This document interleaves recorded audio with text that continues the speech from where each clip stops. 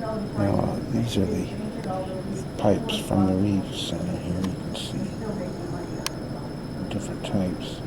Not about to change your life.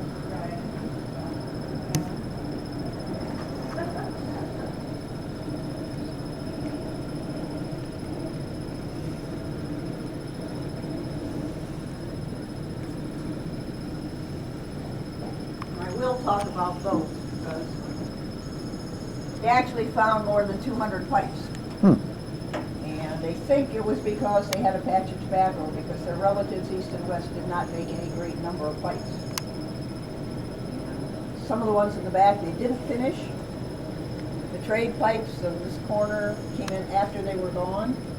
And probably the most unusual one there is the brachiopod fossil. Oh, yeah, I see that. Yeah, right. We know they had more than 200. The only other site we know that's had 200 is Mound City down in Chillicothe. But theirs are all found in one mound. These are scattered all over the village. Some were finished, some were not. Ones in the back row, a few in the next row. Were pretty hard stone, and I think they just got tired of drilling. But they did shape them. Bird effigy, yeah.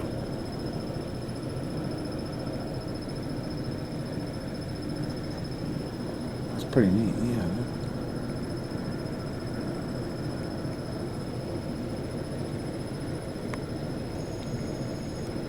Avoid.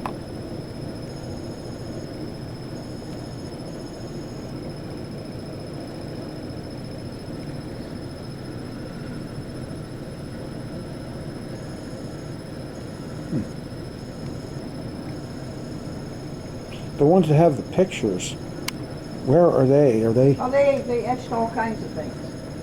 Huh? Most of them went all the way around. Oh. They're not in there anymore then. But the bird effigy? Oh, you mean they're in here?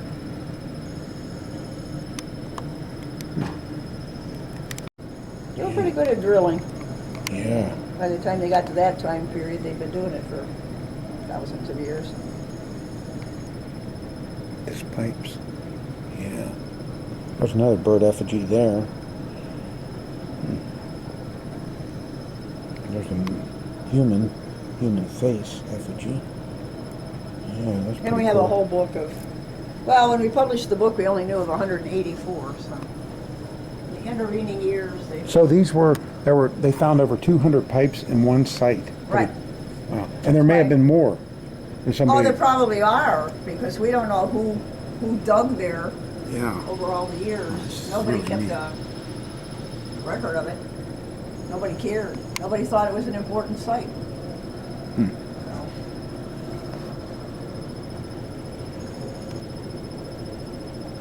That's a bone cone there. Yeah. Pendants.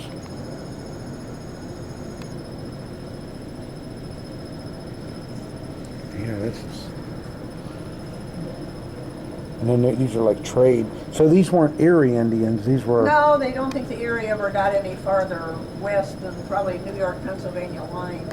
When we first started 35 years ago, we said they were Erie, but it was the pottery that made archaeologists think that the Eries weren't ever here, because the pottery here does not look like what the Eries had near Erie. Yeah. It looks completely different. So were the Erie more Iroquoian or? Yeah, these people were more probably Algonquin. Charles Whittlesey was an early amateur archaeologist who went around in the 1800s and drew maps of what remained of forts and villages. And he did a really good job. Helped start the Western Reserve Historical Society, and I don't know, fought in 3 or 4 wars. I think he was an attorney too. Participated in the first geologic survey of Ohio. So, since we don't know who they are and can't trace them to any current group, they're called Whittlesey after him.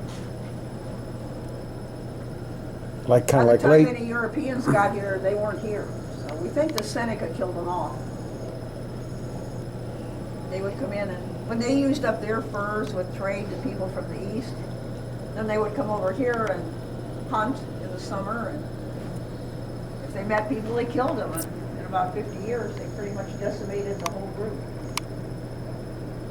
Did they ever find any evidence of any of that aggression there? I mean, you know, they. Not much, it was, Yeah, it that's. was, you know, a few people at a time, so. Yeah. I mean, there's no big burial ground or anything. They didn't have one big fight that ended it. It's just pick them off. Right. Yeah.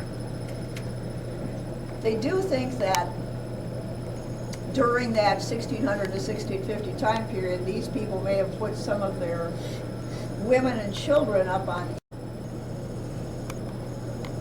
They did fortify it. It's one of the few places in northern Ohio where you can actually see mounds. Time period. There's a trash bin in here.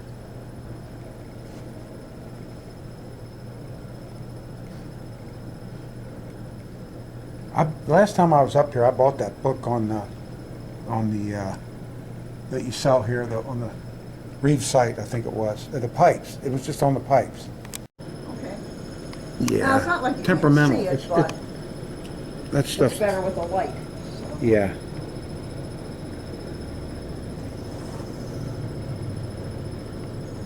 I need to fix these people always bumping into this piece.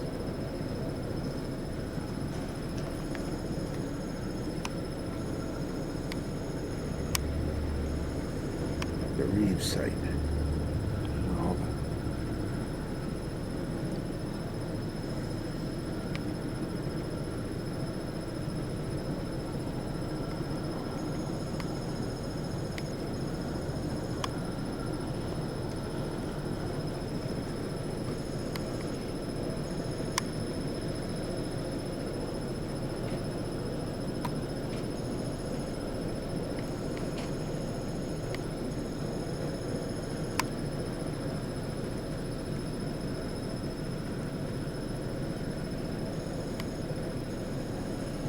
Yeah, this is a unique museum here. You know. Well, we have different things. Yeah. Small, but pretty much what we have is good. It's all good, and it is. Yeah, let's say.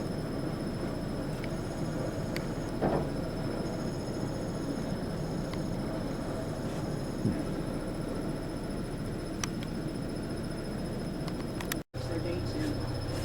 No conformity. Just like there's no conformity on names and spear points either. Yeah. You just need to pick one person and follow what they say about it. A hole in it. It's usually a broken spear point that they didn't throw away. And they kind of rounded the edges of it, so you stunned it, and then its height didn't have holes in it. They made quite a few of them. They reworked a lot of stuff instead of starting out with a new one. Right, It yeah, was smart. yeah, that was good.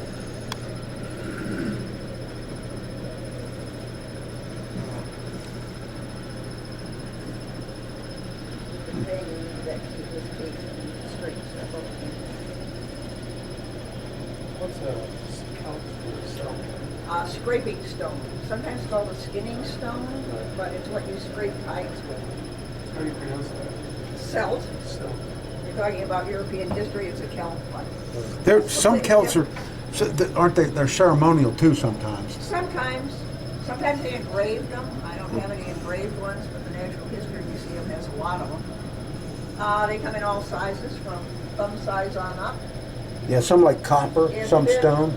Yeah, Right. not too many copper around here. Yeah, around, right. The Hopewell Other really. places, it's the age of the people or size of the people. Because 4-year-olds had to start learning how to do this, so the big ones over there they couldn't possibly use. When I do the things for the kids, I have one that just fits my hand, but it's not. They're too busy doing tests. Oh, really? Oh, yeah. Teachers don't want to take time like that. Hi. We're gonna be part of those. Oh, We're gonna start okay. with C, but then we'll be. Okay. Okay. Thank you.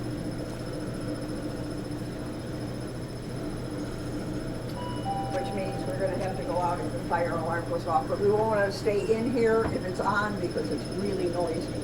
Linda, did you hear that? No, fire drill.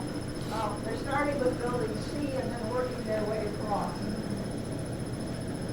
But you might want to have This is some all hope. right. Yeah, this is a good one. They're too busy doing tests. Oh, really? Oh, yeah. Teachers don't want to take time like that. Hi. We're gonna be part of those. Oh, We're gonna start okay. with C, but then we'll be. Okay, thank you.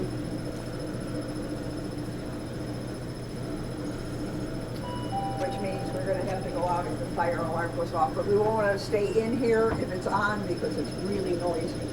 Linda, did you hear that? No, fire drill. They're starting with building C and then working their way across.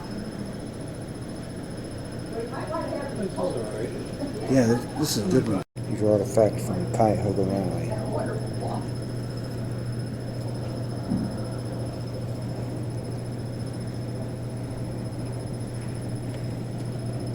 Now that is not East Lake. Yeah, these here, That one isn't. This is Cuyahoga Valley. right. So a lot of time periods because it was a major north-south route through all time periods. You had about a mile and a half portage and then you could hit rivers and eventually get to the Ohio. So lots of different people in the Cuyahoga Valley. Whittlesey were there too. So all kinds of good stuff. Center, this is all Willoughby, this is all Grand River. Grand River is along across from Fairport on the east side of west side of the river. Fairport's on the east side of the Grand River. So. But all kinds of good stuff. So they were going to build that apartment. When they built those apartments or housing, that's when they discovered that Reeve Village. They knew the Reeve Village was there from the early 1800s. Right. Nobody thought it was important. Yeah. Nobody was going to spend money to dig anything up. So, Except for maybe some collectors.